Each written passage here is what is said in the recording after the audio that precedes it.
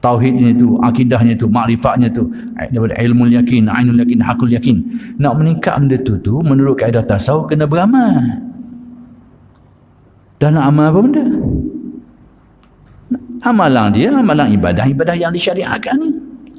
Nak mengamalkan amalan-amalan ibadah yang disyariatkan ini perlu pada ilmu dia yang membahaskan dia tu. Itu ilmu fiqh. Itu maksudnya bahawa nak mencapai tasawuf itu perlu mengamalkan ilmu fiqh. Contohnya kena bersolat, kena berpuasa, kena berqiyamul lail. Nak buat benda tu nak belajar mana? Kena belajar ilmu fiqh. Nak berzikir, zikir apa? Macam-macam hal-hal ilmu berkaitan dengan zikir, kena ada ilmu fiqhnya tu. Itu maksud dia bahawa nak mencapai tasawuf, maka laluannya itu adalah fiqhnya tu, syariatnya tu. Macam mana orang boleh kata bahawa tasawuf ni terpisah daripada syariat? Tasawuf ni tak bergantung pada syariat, tak perlu pada syariat. Jauh sekali. Itu adalah andaian kosong. Hakikat sebenarnya terbalik. Bahawa nak mencapai tasawuf itulah perlu bersyariat ni. Jambatan dia tu, laluan dia tu adalah syariat.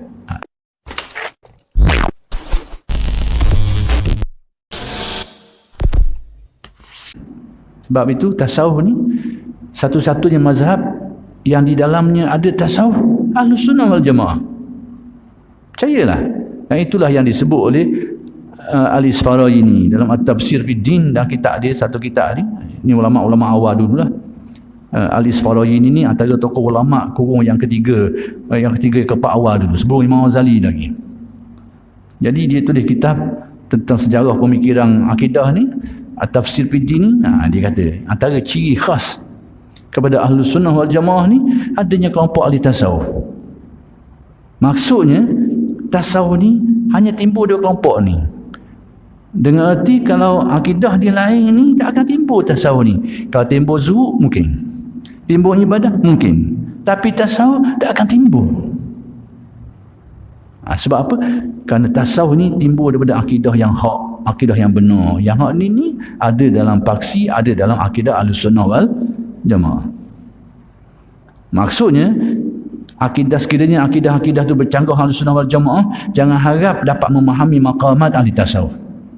Jangan harap boleh sampai maqamat ahli tasawuf. Jangan harap. Sebab semua tu paksi dia adalah keyakinan yang benar, tauhid yang benar. Kalau ada syubhah, pegangan-pegangan yang keliru, contohnya bila manusia seperti kelompok Mu'tazilah ni, antara pegangan dia kata apa? Dia kata manusia ni dia ada kuasa autonomi. Kita ada kuasa mutlak buat apa saja. Sebab tu kita ni akan dipertanggungjawabkan, akan dikira dosa dan pahala sebab kita semata-mata. Atas kita, tak ada kaitan dengan takdir dah. Ni yang berfaham seperti itu adalah kelompok Mu'tazilah. Kita kena sebut semua ni sebenarnya bukan kita nak suruh tahu nama-nama tu. Jangan sampai pegangan ni jadi pegangan kita, tanpa kita sedar kadang-kadang menjadi pegangan sebahagian orang kita. Kita ni ada kegerak autonomi atas kita lah, dosa pahala. Sebab tu kita dosa pahala. Tidak sedar kenyataan tu sebenarnya itulah kelompok Mu'tazilah. Dalam bahasa yang lain itulah Qadariyah. Dan statusnya mana? Innahum majusu hazil ummah. Itulah pegangan kelompok majusi dalam kalangan umat Islam ni, kata Nabi. Tanpa kita sedar. Kita ni ada kegerak bebas kita ni. Atas kita belaka.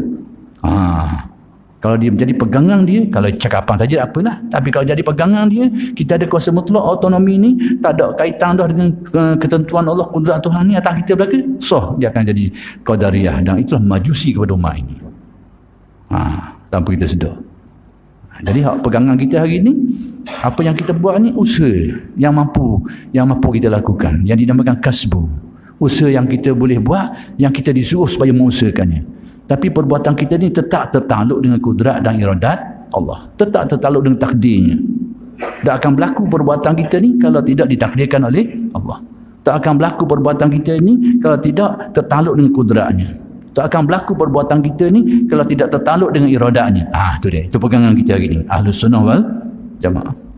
Tapi kalau kata kita ada satu kegerak atas kita belaka, dak kait dah benda ni untuk mewajarkan patut supaya jadi patut kita ni dibalas neraka ke, dibalas dengan pahala ke ataupun azab ke, kerana kita. Kalau fahaman tu Sampai kita sedar kita dah terbabah lagi kepada Qadariyah. Atau Mu'tazilah disama bab ni. Qadariyah, Mu'tazilah disama bab ni. Tu tujuan saya nak khabarnya. Tak apalah lagi sikit lagi ni nak khabarnya. Kalau ada orang berfahaman seperti itu, kita ni ada kuasa, kudrat secara autonomi, tak berkait dengan takdir Allah, kudrat iradat Allah, jangan harap orang ni dapat menghayati tasawuf. Jangan harap. Ataupun ada orang yang berpegang kepada faham bahawa Tuhan ada situ ada sini. Ada atas ini. Ada di arah ke di langit, tak kisahlah. Tepat tu tepat ni. Jangan harap dia akan menghayati kehalusan tasawuf. Jangan harap. Kalau dia jadi ahli ibadah mungkin. Kalau dia jadi ahli zuhud mungkin. Tapi tasawuf tak akan. Jangan harap timbulnya tasawuf pada dia orang macam ni. Baik, saya nak beri contoh lain lagi.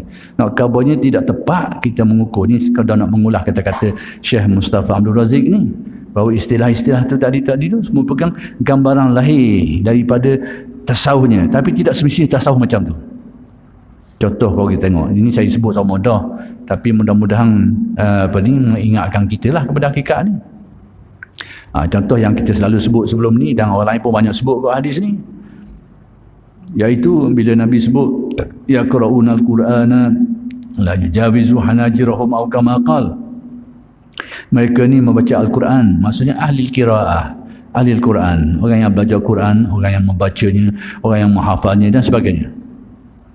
Tapi Quran yang mereka belajar, Quran yang mereka hafal, Quran yang mereka baca, yang mereka ibadahkan dengannya itu la yujawizu hanajirahum, tidak melebihi kerongkong mereka ni, tak lepas ada kerongkong.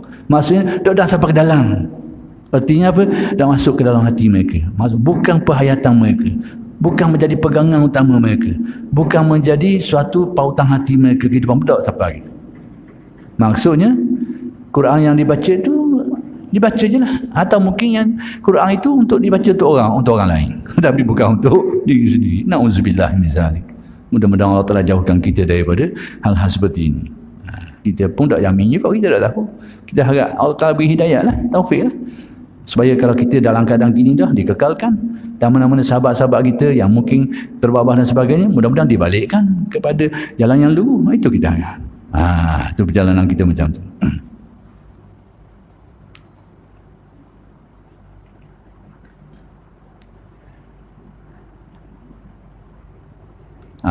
Okey. Baik. Jadi kata Syekh Mustafa Abdul Razik ni, antara isi kandungan kata-kata dia ni, dia kata apabila timbulnya zaman penyusunan ilmu, yang ada zaman Nabi hanya Al-Quran dan hadis. Itu adanya Quran dan hadis, tak ada benda lain. Ada Quran, ada hadis. Dah bila timbul ilmu fiqh, ilmu usuluddin, ilmu tasawuf ni kediam. Apakah berarti ilmu-ilmu ini ilmu baru? Tidak juga. Kita inilah perkara yang perlu kita fahami baik-baik. Zaman Nabi hanya ada Quran, hanya ada hadis. Tak ada ilmu fiqh, tak ada ilmu tasawuf, tak ada ilmu usuluddin. Bukan saja ilmu tasawuf saja tak ada, ilmu fiqh pun tak ada, ilmu usuluddin pun tak ada. Ilmu dengan arti disiplin ilmu tu, bukan perkaranya. Kalau kita kata usuluddin tak ada zaman Nabi, fiqh pun tak ada, tasawuf tak ada agama tu. Sekarang bukan benda tu tak ada, ilmu dia tu, yakni disiplin keilmuan yang tersusun tu, yang orang panggil ilmu fiqh, ilmu tasawuf, ilmu usuluddin. Tu tak ada. Tapi usuluddin tu ada, akidah tu sudah ada, fiqh tu, cara beribadah tu ada dah, cara muamalah dan sebagainya. Tasawuf, yang ni penghayatan qalbu kita tu ada dah, cuma nama tak timbul.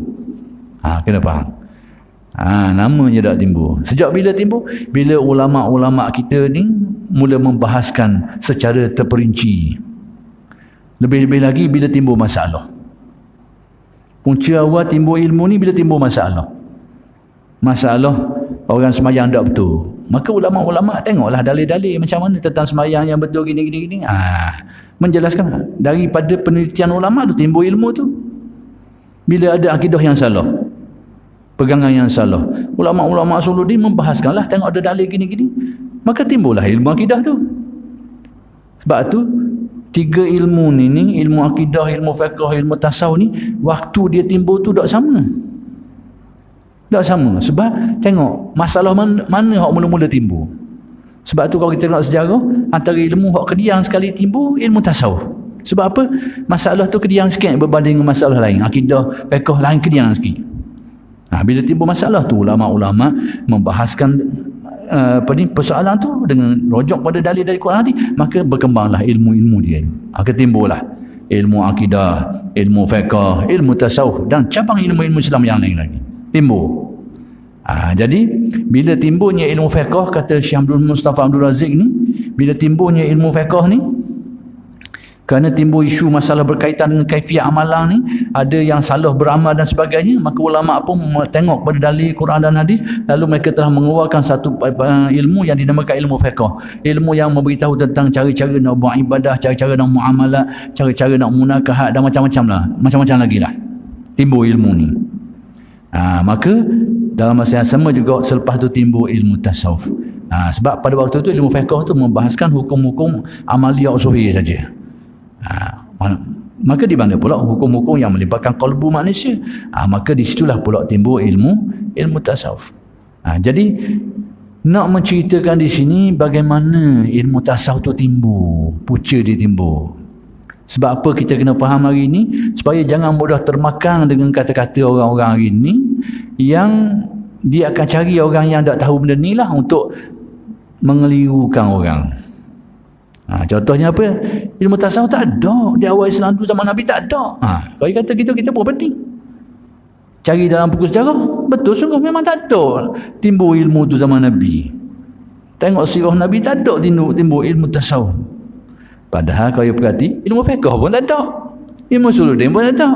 Tapi tak mau sebut ni sebab bukan tujuan dia nak tasawuf tu. Target dia benda tasawuf, ilmu ni tak ada. Padahal semua jenis ilmu lain pun tak ada lagi masa tu, tapi oleh kerana ni bukan target, dia tak sebut. Ini sebut target dia je, dia nak je. Jadi kalau kita faham dia ni, kita tidak mudah terpengaruh lah dengan perkara-perkara seperti ini. Pelik orang dulu ajak orang nak memahami Islam, nak menghayati Islam. Hari ni orang ajak supaya menolak apa-apa yang sudah ada dalam Islam ni. Pelik. Orang dulu nak memahamkan orang, ajar supaya faham fiqhnya, faham akidahnya, faham tasawufnya. Itu train dulu. Train hari ni supaya mu jangan belajar benda ni. Supaya orang pandang buruk benda tu, tinggalkan benda tu. Terbalik hari ni. Tak tahulah apa benda ceritanya.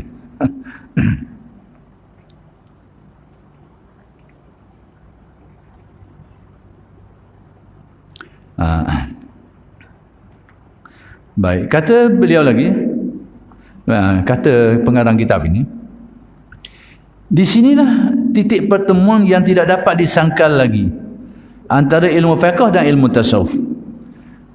Jadi ilmu fiqh ni membahaskan aspek-aspek zahir, amalan-amalan zahir. Ilmu tasawuf menjelaskan aspek-aspek batin, amalan-amalan batin ni, zahir dan batin sekali, ruh dan jasad. Maka itu kesempurnaan dia. Maka di sinilah mula timbulnya pertemuan dua gabungan tu yang diperlukan sama-sama. Ilmu fiqh yang zahir, yang membabitkan persoalan zahir, amalan zahir dan sebagainya.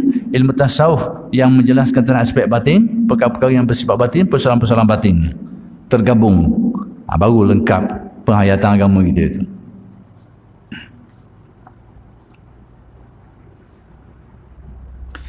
Baik, kemudian malahan kata beliau lagi, malahan ini kata pengarang kitab ni, malahan ilmu fiqh itu ialah satu jalan tasawuf. Ilmu fiqh itu sendiri sebenarnya merupakan jalan tasawuf. Sebab apa? Sebab apa dia kata gitu? Sebab nak mencapai tasawuf itu kena mengamalkan amalan-amalan menurut kaedah ilmu fiqh. Jadi hak ni aspek ni kadang-kadang orang tak berapa nampak. Kita nak menghayati, nak mencapai makna-makna tasawuf tadi tu, supaya hati kita menjadi lebih bersih, meningkat maqam nafsunya, ammarah, lawamah, mulhamah, supaya makrifat kita tu meningkat kepada tauhid afal, kepada tauhid sifat, kepada tauhid zat dan macam-macam lagi lah. Supaya meningkat kesucian jiwa kita ni daripada tahapan-tahapan dia tu. tauhidnya itu, akidahnya itu, makrifatnya itu, daripada ilmu yakin, ainul yakin, hakul yakin. Nak meningkat benda tu menurut kaedah tasawuf kena beramal. Dan nak amal apa benda? Amalan dia, amalan ibadah yang disyariatkan ni. Nak mengamalkan amalan-amalan ibadah yang disyariatkan ini perlu pada ilmu dia yang membahaskan dia tu. Itu ilmu fiqh. Itu maksudnya bahawa nak mencapai tasawuf itu perlu mengamalkan ilmu fiqh. Contohnya kena bersolat, kena berpuasa, kena berqiyamul lail. Nak buat benda tu nak belajar mana? Kena belajar ilmu fiqh. Nak berzikir, zikir apa? Macam-macam hal-hal ilmu berkaitan dengan zikir, kena ada ilmu fiqhnya tu. Itu maksud dia bahawa nak mencapai tasawuf, maka laluannya itu adalah fiqhnya tu, syariatnya tu. Macam mana orang boleh kata bahawa tasawuf ni terpisah daripada syariat? Tasawuf ni tak bergantung pada syariat, tak perlu pada syariat. Jauh sekali. Itu adalah andaian kosong. Hakikat sebenarnya terbalik. Bahawa nak mencapai tasawuf itulah perlu bersyariat ni. Jabatan dia tu, laluan dia tu adalah syariat.